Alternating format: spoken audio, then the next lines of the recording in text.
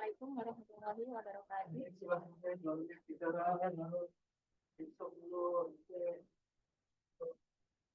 Pada sore hari ini, alhamdulillah luar biasa. Bismillahirrahmanirrahim. Alhamdulillahirabbil alamin wa bihi nasta'inu ala umuri dunya wad din.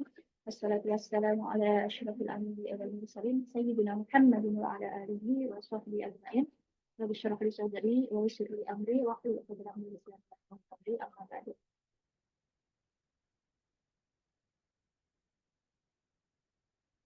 Bagaimana kabar sore hari ini? Alhamdulillah, luar biasa. Oke, selanjutnya akan saya absen. Siraj, Dia, Jamril, Aminin. Oke, alhamdulillah hadir semua ya. Oke, untuk selanjutnya saya akan mereview pelajaran sebelumnya, yakni tentang metodologi penelitian. Yang sudah diketahui, metode penelitian itu ada 3, yakni metodologi penelitian kualitatif, kuantitatif, dan liberalis. Pada kesempatan ini, pertemuan ke-11, kita akan membahas tentang instrumen penelitian tindakan kelas. Adapun CP pembelajaran pada kesempatan hari ini adalah 1, bertakwa kepada Tuhan Yang Maha Esa. Yang kedua, bekerja sama. Dan yang ketiga adalah gotong royong. Adapun CPMK, pengumpulan data PTK yang pertama adalah memahami teknik pengumpulan data, merancang instrumen pengumpulan data, mengumpulkan data secara sistematis, menganalisis data yang dikumpulkan, menyimpulkan hasil pengumpulan data. Tujuan pengumpulan data PTK yang pertama adalah menggunakan memahami konsep pengumpulan data PTK. Yang kedua, mengidentifikasi metode pengumpulan data PTK. Yang ketiga, merancang instrumen data PTK. Yang keempat, melaksanakan pengumpulan data PTK. Yang kelima, mengolah data penelitian dengan rapi. Dan yang terakhir, menetapkan etika penelitian dalam pengumpulan data. Moderasi beragama pada pengumpulan data PTK adalah membangun suasana penelitian yang toleran dan saling menghormati. Selama observasi atau wawancara, penting untuk menciptakan suasana yang aman dan nyaman sehingga semua partisipan bebas berbagi pengalaman tanpa merasa ada tekanan dari perspektif keagamaan tertentu. Ya, silakan tengok ke kanan. Sedang apa? Ya, pada sebelah ada yang bertanya, ada yang menjawab, ada yang memberi sanggahan, ada yang sebentar dan lain sebagainya. Ini adalah cara pengumpulan data, ya. Oke, dasar kenapa kita harus belajar tentang pengumpulan data? Dasar topiknya ada di surat Al-Hujurat ayat 6 yang berbunyi Bismillahirrahmanirrahim. Ya ayyuhalladzina amanu ja'akum fasiqun binaba'in fatabayyanu an tusibu qauman bijahalah fatusbihu ala ma fa'altum nadim. Hai orang-orang yang beriman, jika datang kepadamu orang yang fasik membawa suatu berita, maka periksalah dengan teliti agar kamu tidak menimpakan suatu musibah kepada suatu kaum tanpa mengetahui keadaannya yang menyebabkan kamu menyesal atas perbuatan. Al-Hujurat. Kaitannya surat Al-Hujurat ayat 6 ini dengan penelitian tindakan kelas adalah sangat erat.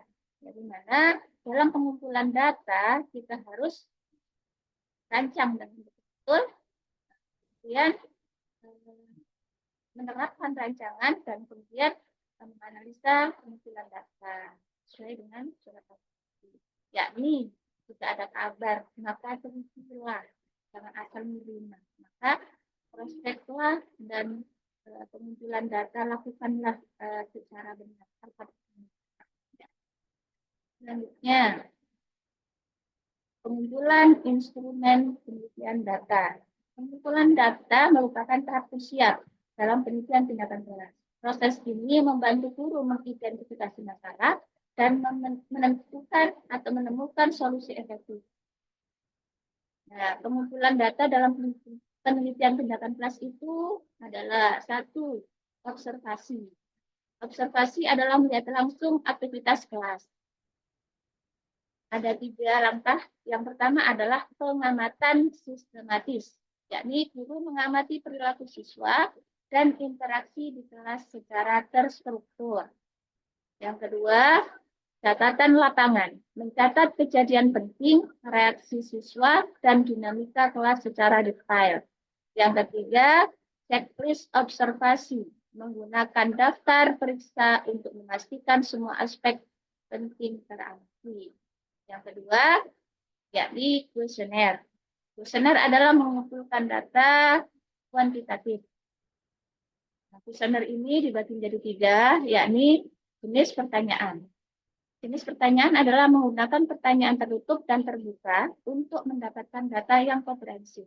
Maksudnya pertanyaan terbuka adalah pertanyaan yang membutuhkan jawaban yang panjang atau narasi, atau disebut dengan pertanyaan esai. Kemudian yang kedua adalah pertanyaan tertutup. Pertanyaan tertutup adalah pertanyaan yang membutuhkan jawaban pasti.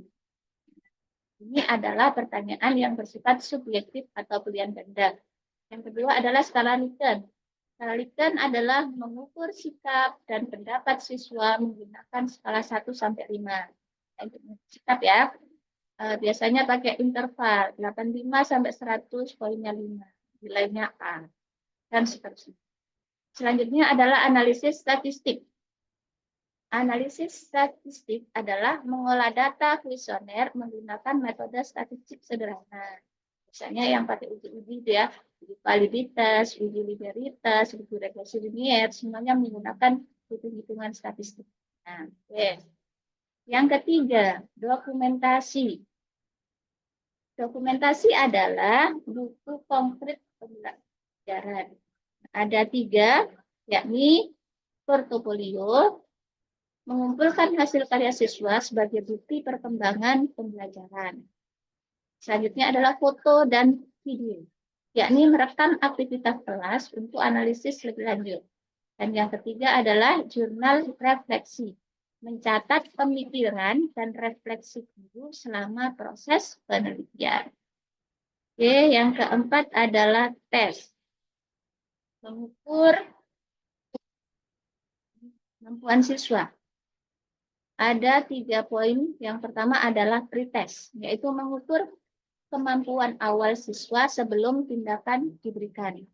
Yang kedua adalah tes formatif, yakni menilai pemahaman siswa selama proses pembelajaran berlangsung. Dan yang ketiga adalah post-test, mengukur peningkatan pemahaman siswa setelah tindakan selesai. Selanjutnya adalah triangulasi. Triangulasi adalah memastikan validitas. Ada 3 poin untuk triangulasi. Yang pertama adalah sumber data. Sumber data menggunakan berbagai sumber data untuk memperoleh gambaran komprehensif. Yang kedua, metode. Metode adalah menggabungkan metode kualitatif dan kuantitatif untuk hasil yang akurat. Dan yang ketiga adalah validasi. Melibatkan rekam sejawat untuk memvalidasi interpretasi data. Selanjutnya adalah etika pengumpulan data. Etika pengumpulan data yang pertama adalah prinsipnya pengumpulan data ya, itu yang harus dilakukan.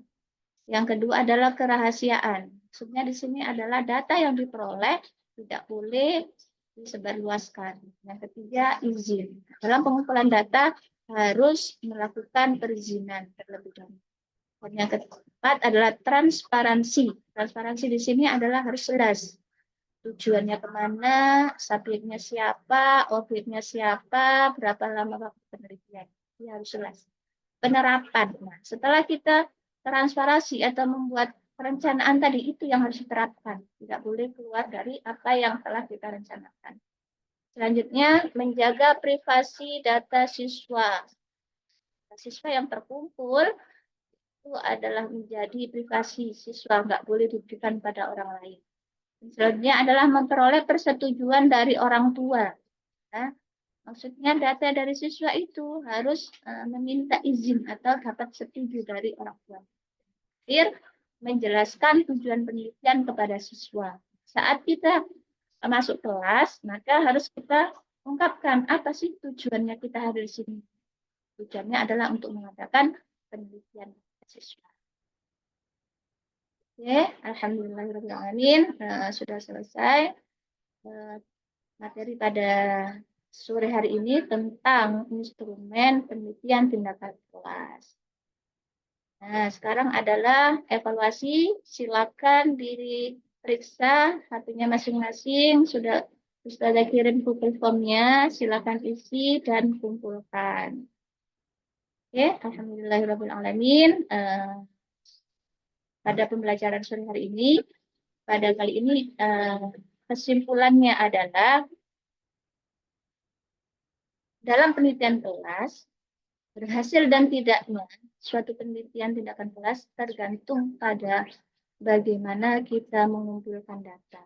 Karena saat data kita itu cara mengumpulkannya tidak benar, akhirnya mengujinya tidak benar, akhirnya penelitian kita itu ditolak.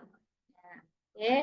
Jadi pengumpulan data dalam penelitian kelas itu suatu hal yang krusial. Terus bagaimana pengumpulan data tersebut?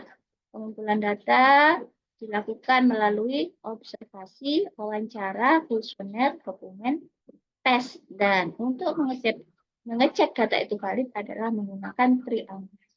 Oke, alhamdulillah. Sebelum saya tutup, akan saya bacakan pantun. Ke pasar malam beli mangga, jangan lupa beli duku manis. Mengumpulkan data dengan teliti dan cermat, agar hasilnya akurat dan tak perlu. Alhamdulillah.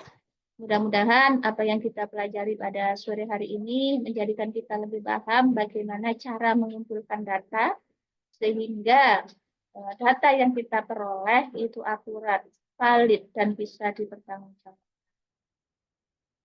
Mudah-mudahan yang benar itu dari Allah. Yuk sama-sama kita laksanakan. Jika ada salahnya, insya Allah dari saya sendiri mohon dimaafkan. Kita tutup dengan baca ihdinas siratal mustaqim. Wassalamualaikum warahmatullahi wabarakatuh. Nah itu sih. And